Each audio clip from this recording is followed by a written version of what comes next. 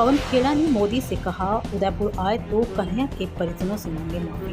उदयपुर के बहुचर्चित कन्हैया लाल हत्याकांड के मुख्य आरोपी अत्तारी और बोस मोहम्मद भाजपा के कार्यकर्ता थे। इसीलिए प्रधानमंत्री नरेंद्र मोदी जब भी उदयपुर या राजस्थान आए, वो सबसे पहले कन्हैया लाल के परिजनों से माफी मांगे। ये बात कांग्रेस के राष्ट्रीय प्रवक्ता पवन खेड़ा ने उदयपुर में प्रेस कॉन्फ्रेंस के दौरान पत्रकारों के सामने कही।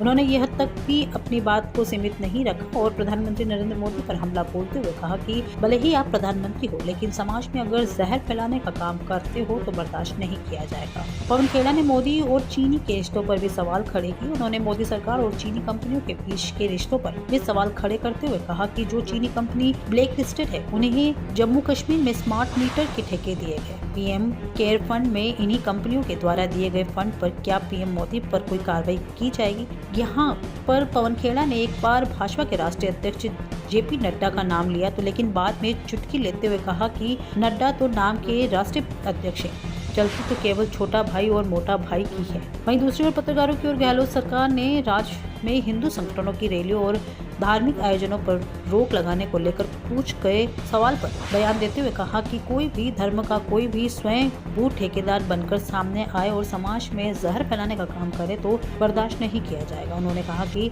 सरकार संविधान में चलती है, न कि धर्म से। प्रेस कॉन्फ्रेंस में पवन खेड़ा ने राजस्थान सरकार की योजनाओं का बखान करते हुए कहा कि गहलोत सरकार ने पिछले 2.5 सालों में जिन योजनाओं की सौगात जनता को दी है वो काबिल तारीफ है। कन्हैया लाल टेलर की हत्या हुई। हत्यारे कौन थे? अतारी और घोष। कौन थे अतारी और घोष? पता नहीं प्रधानमंत्री ने ये बताया आप लोगों को या नहीं, या शर्म आ गई होगी, नहीं बताया होगा। अतारी और घोष भारतीय जनता पार्टी के कार्यकर्ता थे। बताया प्रधानमंत्री? क्यों नहीं हिम्मत हुई बताने? और मुझे तो शर्म एक बात पर आई, मैं उदयपुर का हूं, प्रधानमंत्री को शर्म ज्यादा आनी चाहिए। 2 हत्याकांड हुए। एक शंभूलाल रैगर ने किया राजसमंद में, एक अतारी और घोष ने किया उदयपुर में।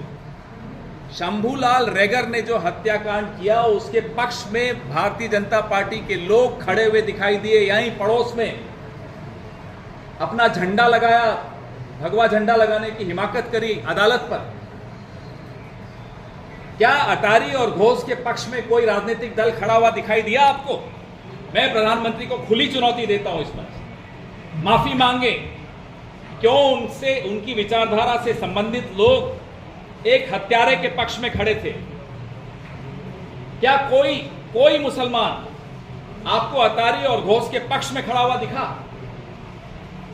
तो ये जो छद्म हिंदू बनते हैं ना, ये संघ वाले, मैं इनको खुली चुनौती देता हूं कि जो इन्होंने शंभूलाल रैगर का पक्ष लिया, ये मेरे धर्म को अपमानित करने का प्रयास किया, मेरे प्रदेश को अपमानित करने का प्रयास किया, मेरे शहर को अपमानित करने का प्रयास किया, ये हम बर्दाश्त नहीं करेंगे। इंटीरियर डिजाइन का एक शानदार showroom Kamal wood decor. High quality प्लाईवुड्स, would decor, decorative interior, would products, आकर्षक डिजाइन माइका, विनियर और दरवाजों की एक विशाल श्रृंखला हमेशा उपलब्ध।